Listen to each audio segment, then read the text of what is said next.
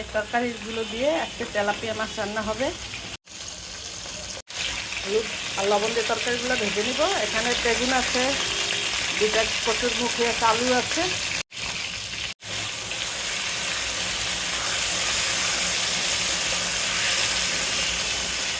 আলুটা ভাজা হয়ে গেছে। এখানে পেঁয়াজ বাটা, ধনিয়া বাটা, রসুন বাটা, আদা বাটা সব কিছু আছে, এটার সাথে ভেজে নিব।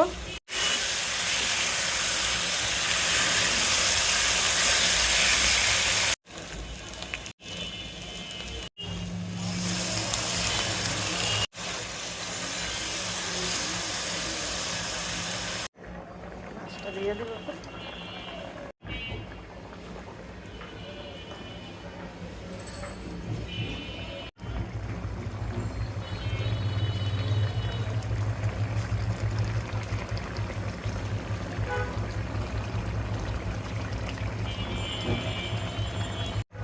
রান্নাটা শেষ হয়ে গেছে।